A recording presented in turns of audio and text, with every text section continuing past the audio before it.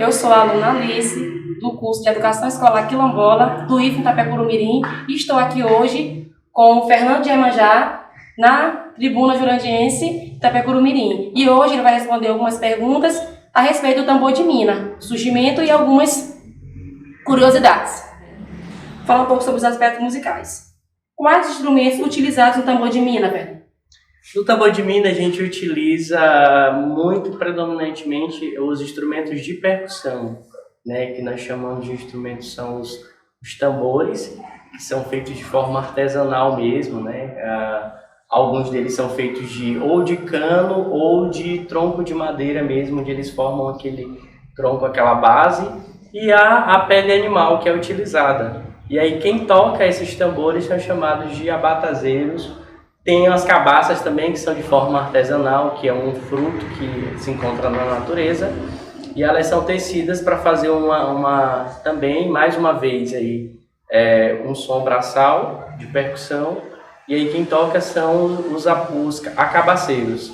E o ferro, que é o agogô, se chama também o ferreiro ou agogozeiro. Como é a estrutura rítmica e melódica do tambor de mina?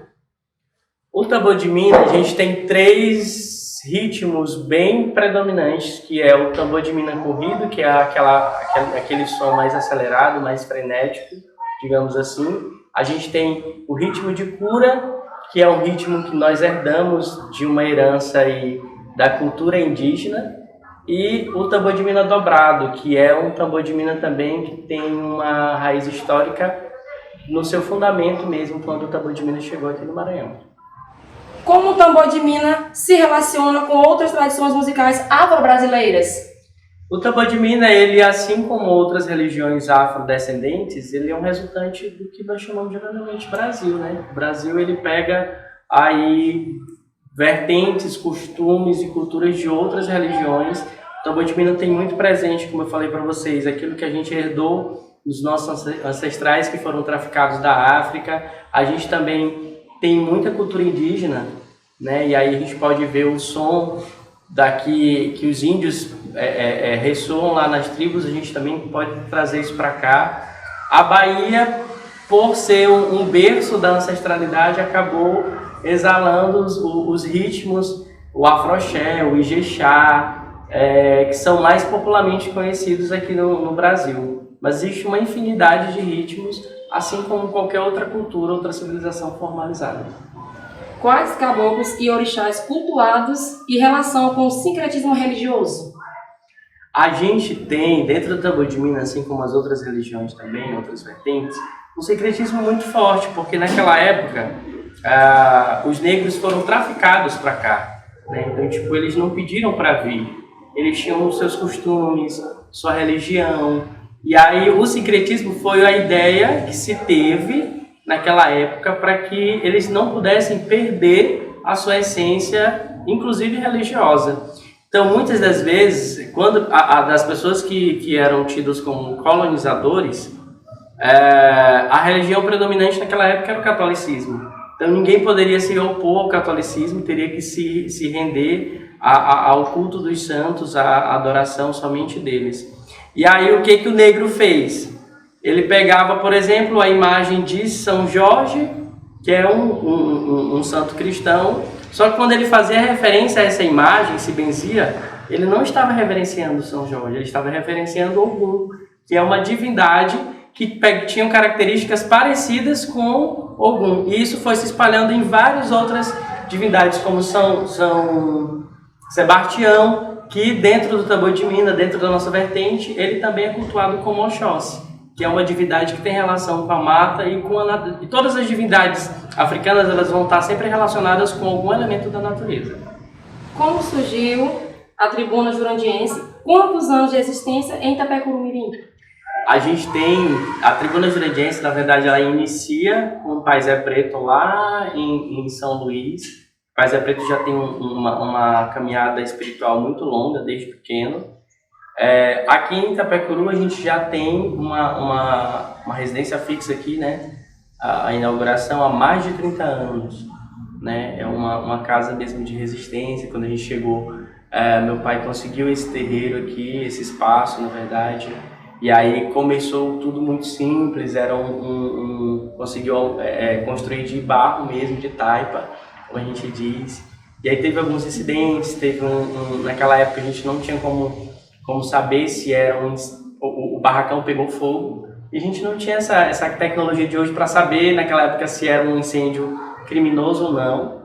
E aí a gente acabou deixando passar, mas tipo, nesse período a gente te dizer que foi fácil, não foi, mas a gente resistiu. E tá aqui hoje.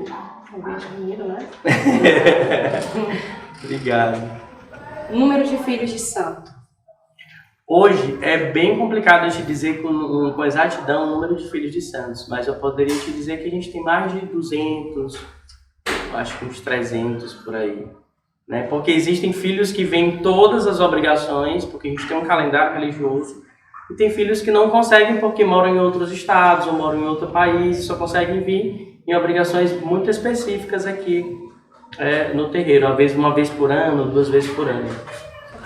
Principais festas e cerimônias. A gente tem um calendário bem vasto, né? Agora em dezembro, por exemplo, a gente tem a nossa maior festa, que é um festejo de Santa Bárbara, que a gente inicia dia 3, aí vai dia 4, tem um toque de tambor de mina que vai de um dia para o outro, no caso do dia 4 até o dia 5. Depois nós vemos para dia 8, que é dia de Nossa Senhora da Conceição, também que guarda sincretismo com o Oxum, e para alguns com Iemanjá, que é do dia 8 para o dia 9, e dia 13 a gente também toca, que é o encerramento do festejo, com a derrubada do mastro, que se toca para Santa Luzia. Mas durante o ano a gente tem janeiro, tem maio também, que é a inauguração da festa do terreiro, a gente toca para Oxóssi, toca para São Sebastião, toca para Exu e Pombagira, a gente toca para a família de Surupira, para várias outras entidades durante o ano. Como ocorre, né? Essas festividades? As festividades, a gente sempre diz que elas têm é todo um processo. Na verdade, o terreiro ele não para, assim como outras instituições. A gente não tem uma pausa. Vamos pausar agora e só vamos iniciar quando tiver uma data comemorativa. Não. Terreiro é vivência, é todo dia, toda semana. E principalmente os filhos de santos que moram aqui na cidade vêm com muita frequência para cá e para tomar banho. E principalmente próximos dessas festas, a gente tem todo um preparo de tomar banho, de ir fazer algumas obrigações específicas na mata. E aí, como eu volto a te falar, tudo que for envolvido com a nossa religião de matriz africana, do tambor de mina, sempre vai estar muito relacionado a esse sentimento protecionista aí e de ligação mesmo direta com a natureza. A gente sempre vai buscar nossas forças no rio, no banho das ervas, naquilo que a gente consegue tirar a energia da natureza, porque nós entendemos que nós fazemos parte da natureza. Tópico 2. Cultura e religiosidade. Qual o significado espiritual do tambor de mina? O tambor de mina, ele tem uma ligação muito interna, no sentido de, assim como outras religiões, de buscar a potencialidade e a evolução espiritual daqueles que são adeptos a isso, né? A gente trabalha com caboclos, com entidades, com orixás, que são acessíveis e que nos dão, por exemplo, os pretos velhos, eles descem especificamente para nos deixar conselhos, para nos dizer como melhor conduzir o nosso destino, a nossa vida, para lembrar não só do presente e do futuro, mas também olhar para o passado, para saber aquilo que nós passamos, aquilo que os nossos antepassados prezam. O tambor de mina, assim, acho que talvez como outras vertentes também, a gente tem muito rigorosamente essa ideia de que o mais novo sempre tem que respeitar o mais velho. Aquele que, antes de eu chegar e dar a minha contribuição, eu sempre vou tentar ouvir e compreender e absorver aquilo que eu aprendi dos mais velhos. Então é como se eu estivesse aqui falando contigo, eu sou só um canal daquilo que os meus antepassados ou que os meus mais velhos me ensinaram. Como o tambor de mina é utilizado em rituais e cerimônias? O tambor de mina ele é presente em vários momentos da nossa vida também, tanto desde o nosso nascimento até a nossa morte. Quando há um nascimento dentro do terreiro, há uma celebração, há ritualísticas específicas, assim como na Igreja Católica existe o batismo, a apresentação ao terreiro, às entidades, a gente também faz essa apresentação do recém-nascido dentro do terreiro, porque o terreiro ele sempre vai trazer essa ideia de um ambiente familiar, todo mundo estar conectado, ninguém está desconectado e todo mundo é responsável por todo mundo. Então, quando se nasce uma pessoa, a gente tem um novo elo ali que precisa ser integrado. Então, assim como o nascimento também, a gente também faz algumas obrigações, algumas cerimônias formais, quando também há a partida de algum filho, né? Porque todos nós somos mortais. E aí há inclusive um tambor chamado tambor de choro, que é um tambor específico, que tem fundamento, né? Tem toda uma ritualística bem mais rigorosa, assim como se assemelha aí à questão dos velórios, que é cultuado em outras religiões. Em todos os momentos a gente vai ter a questão também do aniversário, também é celebrado. Assim como outras religiões, a gente tem essa celebração e algumas cerimônias específicas dentro do tambor de mina, para aquilo que faz sentido para a gente também. Como o tambor de mina contribui para a preservação da cultura afro-brasileira? O tambor de mina, principalmente o nosso tambor de mina, que é um tambor de mina que nasceu no Maranhão, é algo que transcende, assim, como é que eu posso dizer? É um tesouro que a gente tem propriamente do Maranhão, né? Os negros que foram trazidos lá da África, de São Jorge de Mina, foram trazidos especificamente para o Maranhão. Então a gente pode dizer que o tambor de mina é do Maranhão, apesar de ter passado também ali na região do Pará, e a Grande Rio, inclusive, agora vai homenagear o tambor de mina paraense. A Encantaria nesse sentido. A gente entende que ainda há um longo percurso a se trilhar, mas pelo menos a gente, enquanto Tribuna Jurandiense, tenta colocar na sociedade o pouco que a gente consegue de imprimir ali para tentar deixar o nosso legado, porque a gente pensa muito nessa ideia de deixar um legado para que outras gerações, outras pessoas consigam conhecer o nosso trabalho. A internet tem ajudado muito isso. A gente, no período da pandemia, por exemplo, a gente fez muita live de muitos filhos de santos, que todos os terreiros, assim como outras casas, tiveram que se fechar. A gente conseguiu fazer lives porque achamos que naquele momento o sagrado, como eu te falei, não pode parar, e esse era o meio que a gente tinha mais seguro de conseguir nos conectar com o outro que estava preso dentro de casa. Agora a pergunta que não quer calar, que todo mundo quer saber: como surgiu o Fernando de Iemanjá e o samba de terreiro? Então, Fernando de Iemanjá é uma construção, né, dentro também do meu percurso espiritual. Eu sou filho de santo e filho biológico de Pai Zé Preto da Oxum, então eu já nasci nesse meio. Eu já nasci aqui, eu até falo que eu acho que não tinha outro caminho para eu percorrer, mas eu nunca gostei da ideia de não ter escolha, né? Se hoje eu estou aqui como Fernando de Iemanjá, é porque eu escolhi ser esse rosto, essa pessoa religiosa que tenta influenciar outros jovens sobre a nossa religião, né?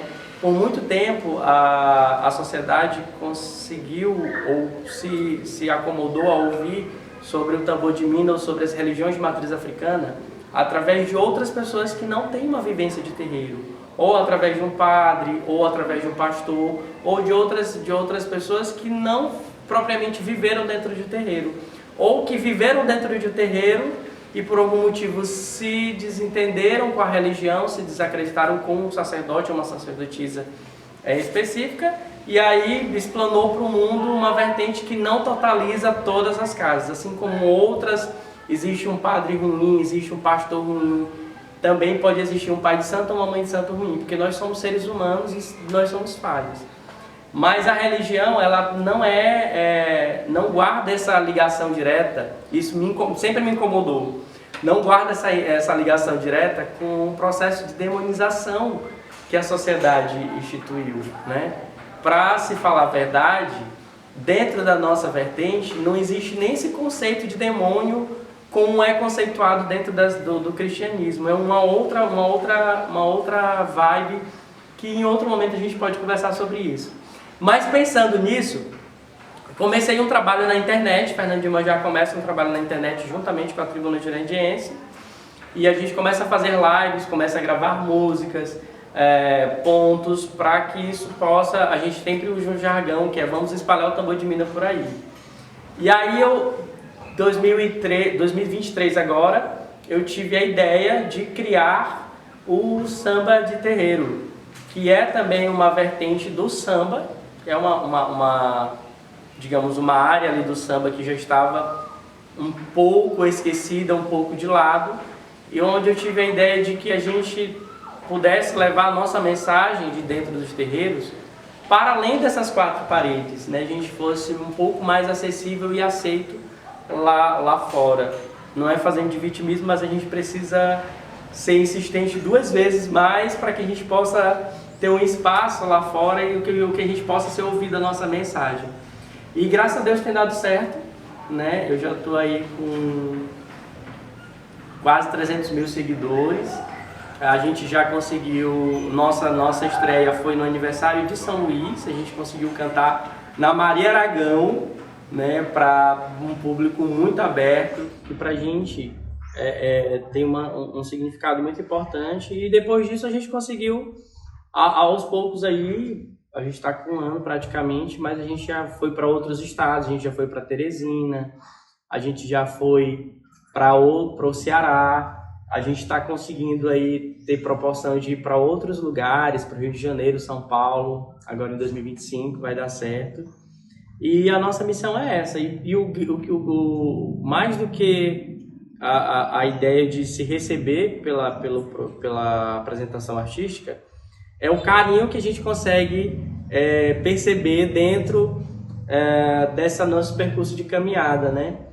E os depoimentos das pessoas dizendo que dos jovens, principalmente os jovens, eu converso muito com jovens na internet, no sentido de que elas conseguiram de alguma forma, se identificar com a minha imagem, um jovem ali falando abertamente, sem nenhum pudor, sem nenhuma vergonha sobre a nossa religião, porque eu sempre tento conscientizar que a gente não precisa ser tolerado, a gente precisa ser respeitado, então a gente não fala sobre a intolerância religiosa, apesar dela existir muito forte, e a gente tem conseguido alcançar e conquistar cada vez mais um espaço nesse sentido.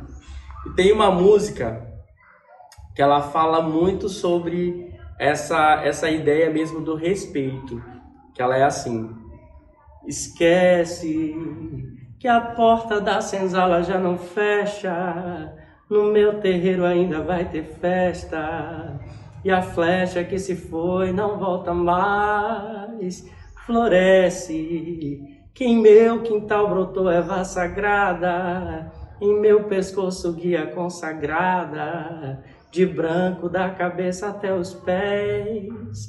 O teu livro é lindo, escrito pelas mãos do Criador, mas não fala mais alto que a voz do meu povo de cor, e o meu tambor zunindo em compasso com o peito meu. Meu corpo tem a cor da noite, a dança no girê. Em minha veia corre o sangue, misturado com mel e dendê. Meu corpo está fechado com as armas da minha fé. Eu sempre respeitei o teu amém, respeito o meu axé. Eu ia dizer agora.